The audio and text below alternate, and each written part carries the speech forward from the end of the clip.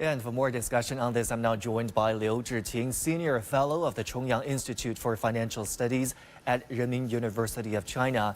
Mr. Liu, data from the first quarter of this year show consumer spending contributed to more than 80% of economic growth. What has played a key role in the rebound of consumer spending? We have noticed that this data has already released for the first quarter of this year.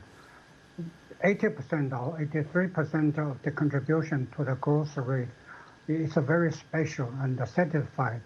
Compared even to with the developed countries, this is a very good outcome because of the right policy and the supportive policy for the consumer market. Especially, we know that the many people in the society that they have consumed many things in different cases. So we see that the social consumption is becoming more stronger than ever, especially in the second and third quarter. We see the fourth quarter were also not so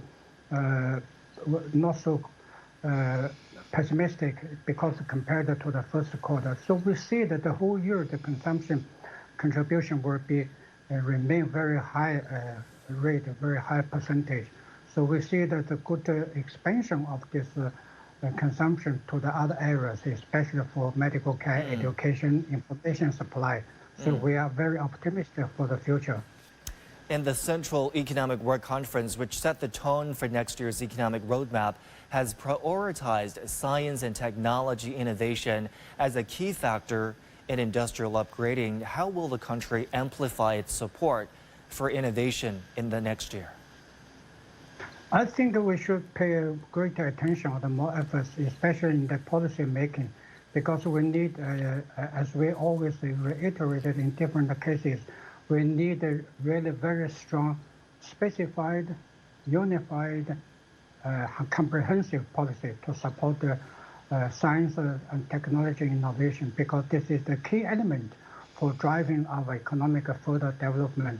So this point is very special for China because we are the largest developing countries in all areas related to the science and the technologies, need more investment, more efforts, and more unified unity of the whole society in order to get a better position and also in order to get a better cooperation global market, because the domestic circulation together with the global and outside circulation will have more contribution to our science and technology development.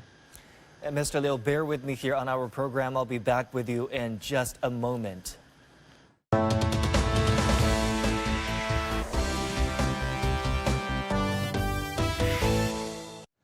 The government has approved new licenses for another 105 Chinese online games. The National Press and Publication Administration says it approved more than 1,000 online games this year. 977 were Chinese and 98 were imported. That's double the number last year. A recent report says the Chinese game market generated sales of more than 300 billion yuan this year. It says there were 668 million users. And let's get back to my guest, Liu Zhiqin, a senior fellow of the Chongyang Institute for Financial Studies at Renmin University of China.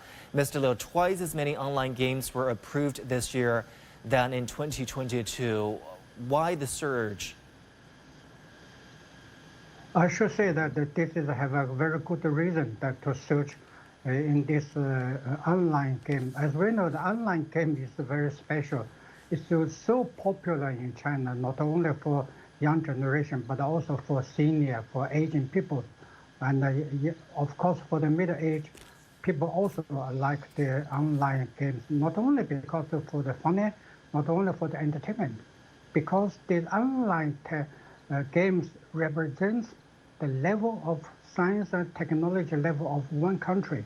As we see that all those developed countries who has a very good advanced online games also based on their own science and technology level and the research standards. So in this way, that's reflect our science and technology level has been really great promoted and advanced in the world. So it has a very good potential of market, attract a lot of people to have more investment and also to play more online games in order to get a better driving and encouraging for their daily works and to improve the quality of life. So this is a very important signal that our life, our work, and our society is becoming more advanced. And China's online game market had record earnings this year and the highest ever number of players, but it also faces tightened regulation. What is your view of the game industry's prospects for growth?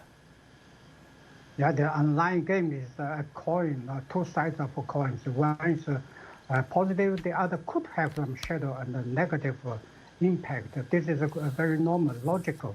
We see that in 5 years, some experts has also estimated that the whole market will come to 1 trillion yuan. So this is really a big market. That's why many players and investors and manufacturers and companies are joining in the online games. But I think the online games is still to be placed within the frame of law.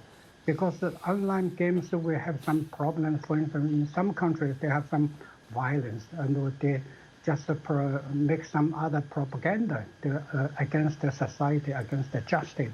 So in this way, the right regulation is necessary and also very important for the healthy and sustainable development of this online game. Online game is good, but we should put them in the frame of law. Mr. Liu, we appreciate your analysis as always. Thank you.